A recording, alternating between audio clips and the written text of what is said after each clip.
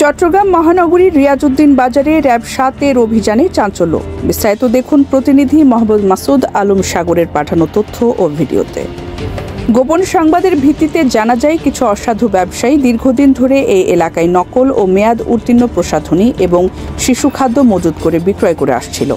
এই তথ্যের ভিত্তিতে ২২ জুলাই ২০২৫ সকাল ১১টা থেকে বিকেল ৪টা পর্যন্ত চট্টগ্রাম কোতোয়ালি থানাধীন রিয়াজউদ্দিন বাজার এলাকায় র‍্যাব ৭ চট্টগ্রাম র‍্যাব সদর দপ্তরের নির্বাহী ম্যাজিস্ট্রেট মোহাম্মদ আবু হাসান এবং বিএসটিআই পরিদর্শক আব্দুর রহিমের নেতৃত্বে পরিচালিত হয় বিশেষ ভ্রাম্যমাণ আদালত। অভিযানে ১১টি প্রতিষ্ঠানকে ৫,৮০,০০০ টাকা জরিমানা করা হয় এবং জব্দ করা হয় ২১৮ লিটার নকল সয়া সস, ৫১১টি নকল লাক্স সাবান এবং ২ কেজি মেয়াদ উত্তীর্ণ কসমেটিক্স সামগ্রী, যার বাজার মূল্য প্রায় ২ লাখ টাকা। জব্দকৃত সব মালামাল নির্বাহী ম্যাজিস্ট্রেটের উপস্থিতিতে ধ্বংস করা হয় এবং জরিমানার সম্পূর্ণ অর্থ সরকারি কোষাগারে জমা দেওয়া হয়। র‍্যাব ৭ জানায়, নকল ও বিষাক্ত পণ্যের বিরুদ্ধে তাদের এই ধরনের অভিযান চলমান থাকবে।